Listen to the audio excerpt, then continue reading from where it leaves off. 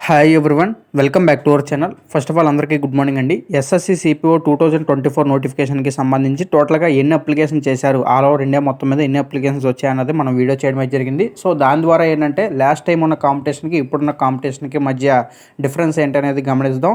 అలాగే ఇంకో విషయం చెప్తున్నాను, మీరు నిజంగా సిన్సియర్గా ప్రిపేర్ అయితే కనుక లాస్ట్ టైం కంటే ఈసారి ఉద్యోగం కొట్టడం చాలా ఈజీ అని చెప్పుకోవచ్చు. ఓకే, ఇదొకటైతే గుర్తుపెట్టుకోండి, నెగ్లెక్ట్ అయితే చేయొద్దండి. ఎందుకంటే లాస్ట్ టైం 1876 ఉద్యోగాలు మాత్రమే, ఈసారి చూసుకున్నట్టయితే 4187 ఉద్యోగాలు. సో ఈ ఉద్యోగాలకు ఉన్న పవర్ ఏంటనేది మీకు తెలుసు అనుకుంటే, ఇవి సబ్ ఇన్స్పెక్టర్ క్యాడర్కి సంబంధించిన ఉద్యోగాలు. మన సిఏపిఎఫ్స్ అంటే సెంట్రల్ ఆర్మడ్ పోలీస్ ఫోర్సెస్, వాటిలో సబ్ ఇన్స్పెక్టర్, అలాగే ఢిల్లీ పోలీసులో సబ్ ఇన్స్పెక్టర్ ఉద్యోగాలు దీని ద్వారా అయితే భర్తీ చేస్తారు. సో ఇప్పుడు కాంపిటీషన్ అనేది లాస్ట్ టైము ఇప్పుడు ఎలా ఉంది అనేది ఒకసారి క్లారిటీగా చూసుకుందాం. వీడియోని ఎక్కడ స్కిప్ చేయొద్దు. ఓకే ఫ్రెండ్స్, ఇక మెయిన్ టాపిక్లో చూసుకున్నట్టయితే టోటల్గా 2024 ఇయర్ నోటిఫికేషన్కి సంబంధించి కాంపిటీషన్ ఎలా ఉంది అనేది ఒకసారి అయితే చెక్ చేసుకుందాం. ఇటు వచ్చేసి నెంబర్ ఆఫ్ పోస్టులు, ఓకే టోటల్గా పోస్టులు, ఇటు వచ్చేసి అప్లై చేసిన వారి సంఖ్య. టోటల్గా చూసుకున్నట్టయితే 7,34,159 మంది అప్లై చేశారు. అర్థమైందా? టోటల్గా మొత్తం 7,34,159. అలాగే ఇదే కాక ఒక 10,006 మంది ఎక్స్ సర్వీస్ మెన్లు ఉన్నారు. మరి ఈ 10,006 మంది ఎక్స్ సర్వీస్ మెన్లు ఇందులో ఉన్నారా, లేకపోతే ఆర్టీఓకి నేను రిప్లై చేసినప్పుడు వాళ్ళు సెపరేట్ ఇన్ఫర్మేషన్ ఇచ్చారు, ఎక్స్ సర్వీస్ మెన్లు 10,006 మంది ఉన్నారనేది. సో మరి ఇందులో ఉన్నారనేది కొంచెం డౌట్ అయితే ఉంది. ఓకే, వాళ్ళైతే మొత్తానికి 10,006 మంది అయితే ఉన్నారు. యాక్చువల్గా ఎక్స్ సర్వీస్ మెన్లు ఏంటంటే వాళ్ళు హారిజాంటల్ రిజర్వేషన్ అనేది ఉంటుంది, దాని కిందకైతే వస్తారు. అంటే వాళ్ళకి కేటగిరీ ఉంటుంది, అంటే వాళ్ళ కేటగిరీని ఉపయోగించుకుంటారు, ఎస్సీఆ ఎస్టీఆ ఓబీసీ అనేది. అలాగే ఎక్స్ సర్వీస్ మెన్ కేటగిరీ కూడా ఉంటుంది. ఓకే, వాళ్ళు హారిజాంటల్ రిజర్వేషన్ కిందకైతే వస్తారు. అంటే కేటాయించిన టోటల్ వేకెన్సీస్లో వాళ్ళకు ఒక 10% అయితే ఇస్తారు. అర్థమైందా? ఇప్పుడు టోటల్ మొత్తం ఎన్ని, 4,187 పోస్టులు కదా. సో ఇందులోనే ఒక 10% వేకెన్సీస్ అనేవి ఎక్స్ సర్వీస్ మెన్ల చేత ఫిల్ చేయబడతాయి. ఇక్కడ ఇంకో విషయం ఏంటంటే, ఎక్స్ సర్వీస్ మెన్ల చేత ఫిల్ చేయగా మిగిలిపోయిన వేకెన్సీ ఏమీ బ్యాక్లాగ్ వేకెన్సీ అవ్వదు, అది మామూలుగా మెరిట్ని బట్టి మళ్ళీ మనతోనే ఫిల్ చేసేస్తారు. అర్థమైందా? ఇదొకటైతే గమనించండి.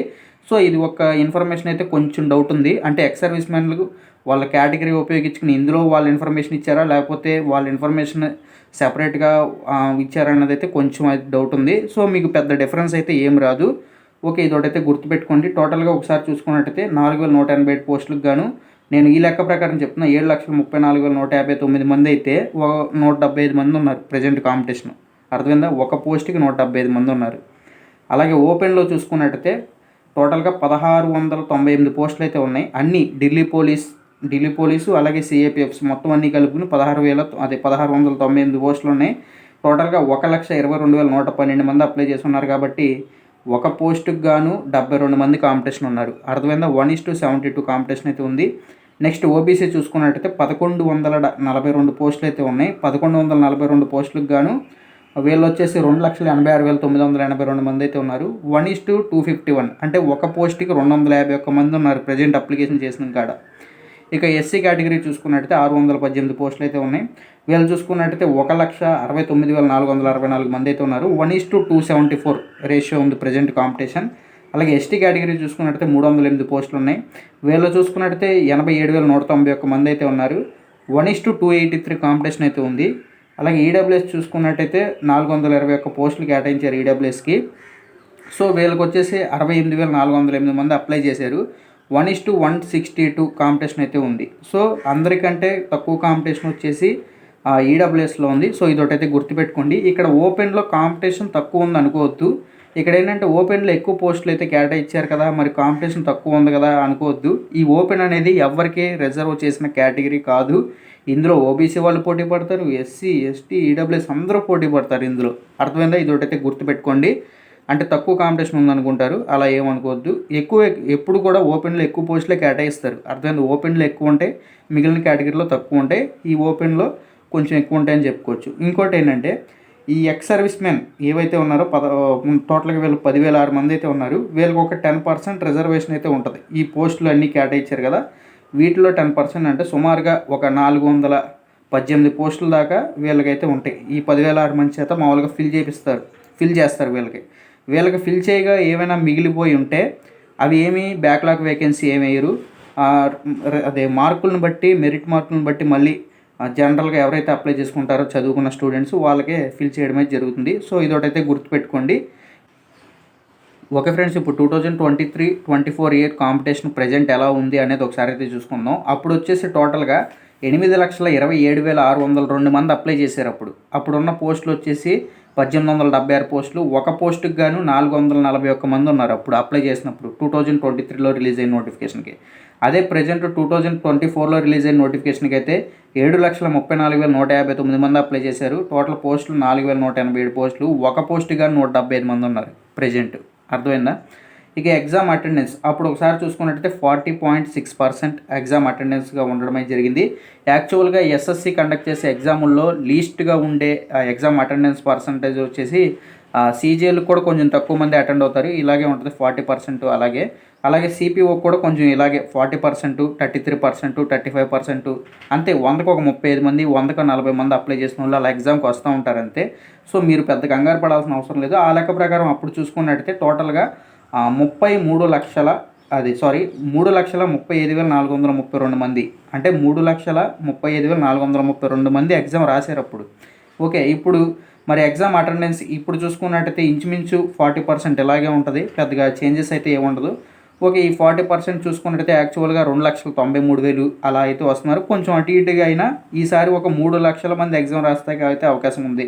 సుమారుగా ఒక 3 లక్షల మంది ఎగ్జామ్ అయితే రాస్తారు. నెక్స్ట్ మనకి పీఈటీ అండ్ పిఎస్టీ అయితే ఉంటుంది సిపిఓ ఈవెంట్లో భాగంగా. లాస్ట్ టైం వచ్చేసి సుమారుగా ఒక మేల్ అండ్ ఫీమేల్ క్యాండిడేట్స్ని కలిపి చాలా బాగానే తీశారు. 32,000 దాకా పిలవడం అయితే జరిగింది. సుమారుగా ఒక 31,000+ మందినే పిలిచారు మొత్తానికి. అలాగే ఈసారి పీఈటీ అండ్ పిఎస్టీకి వచ్చేసి సుమారుగా ఒక 65,000 మందికి పైగా పీఈటీ అండ్ పిఎస్టీకి సంబంధించి ఈవెంట్లు అయితే కండక్ట్ చేస్తారు. కొంచెం కట్ ఆఫ్స్ అయితే తక్కువగానే ఉంటాయి అనుకోవచ్చు. టైర్ 1కి సంబంధించి మీరు టైర్ 1లో కొంచెం తక్కువ తెచ్చుకుంటే కనుక టైర్ 2 బాగా ప్రిపేర్ అవ్వాలి ఇంగ్లీష్కి. అర్థమైందా? మీరు ఈవెంట్లు క్వాలిఫై అయిన తర్వాత. సో ఇదొకటైతే గుర్తుపెట్టుకోండి. సో ఎందుకనంటే 65,000 మంది ఎలా వస్తారు బ్రదర్, మరి మీకు ఎలా తెలుసు అంటే ఈ 2022 నోటిఫికేషన్ చూడండి. ఈ 2023 కంటే 2022లో నోటిఫికేషన్ రిలీజ్ అయింది. అందులో చూసుకున్నట్టయితే సుమారుగా 4,300+ ఉద్యోగాలు అయితే ఉన్నాయి సిపిఓలో. అప్పుడు ఇలా పిలవడం అయితే జరిగింది. 69,000 మందిని పిలిచారు అప్పుడు. సో ఇప్పుడు కనీసం ఒక 65,000 మందిని దాకా పిలవడానికి అయితే అవకాశం ఉంది. సో మీకు కొంచెం కష్టపడితే తెచ్చుకునే ఉద్యోగం ఇది. మంచి పొజిషన్ ఉన్న ఉద్యోగం, మంచి శాలరీ అయితే వస్తుంది. సో ఇదొకటైతే గుర్తుపెట్టుకోండి. యాక్చువల్గా ఈ ఎస్ఎస్సి సిపిఓ ఎగ్జామ్ వచ్చేసి మే 9, 10, 13 తారీఖుల్లో ప్రిలిమినరీ ఎగ్జామ్ అయితే జరగాల్సి అయితే ఉంది CBT 1 exam. But post phone అయ్యి 27, 28, 29 జూన్ అయితే కండక్ట్ చేస్తున్నారు. సో ఇది కూడా ఒక మంచి అవకాశం అని చెప్పుకోవచ్చు. యాక్చువల్గా ఇప్పుడే కండక్ట్ చేస్తుంటే కొంచెం ఎవరైతే ప్రిపరేషన్లో బ్యాక్ అయి ఉన్నారో వాళ్ళు కొంచెం లాస్ అయ్యేవాళ్ళు. బట్ పోస్ట్ పోన్ అయింది కాబట్టి మీకు ఇంకా టైం ఉంది కాబట్టి బాగా చదువుకోండి. ముందు ఎగ్జామ్ బాగా రాయండి. ఎగ్జామ్ రాసిన తర్వాత ఫిజికల్ ఈవెంట్లకి అయితే ప్రాక్టీస్ అవ్వండి. మనకి సిపిఓ ఈవెంట్లో 5 ఈవెంట్లు ఉండడమే జరిగింది. 1600 metres, short put, okay, long jump, high jump, 100 metres అన్ని ఈవెంట్లు క్వాలిఫై అవ్వాలండి. సో ఇదొకటైతే గుర్తుపెట్టుకోండి. కొంచెం ఈవెంట్స్ కాడ కష్టపడితే ఆ తర్వాత మెయిన్స్ ఎగ్జామ్, అదే ఇంగ్లీష్ ఎగ్జామ్ ఉంటుంది, టైర్ 2 ఎగ్జామ్. ఆ టైర్ 2 ఎగ్జామ్ వల్ల ఓన్లీ ఇంగ్లీషే ఉంటుంది. ఇంగ్లీష్లోనే మీరు మ్యాక్సిమం స్కోర్ గెయిన్ చేయాలండి. 200 మార్కులకు గాను 160 మార్కులు, 170 మార్కులు ఇలా స్కోర్ గెయిన్ చేసేటట్టు ఇంగ్లీష్ని అయితే ప్రాక్టీస్ అవ్వాలి అప్పుడు. ఎందుకంటే మనకి మెయిన్స్ ఎగ్జామ్, అదే టైర్ 2 ఎగ్జామ్ వచ్చేసి ఓన్లీ ఇంకా ఇంగ్లీషే ఉంటుంది. ఇంక వేరే సబ్జెక్ట్స్ ఏమి ఉండవు. సో ఒక సబ్జెక్టే కాబట్టి ఒక నెలలో ఈజీగా గెయిన్ చేసుకోవచ్చు. అర్థమైందా? ఇది ఒకటైతే గుర్తుపెట్టుకోండి. మీకు ఏమైనా డౌట్ ఉంటే కామెంట్ చేయండి. మళ్ళీ నెక్స్ట్ వీడియోతో కలుసుకుందాం.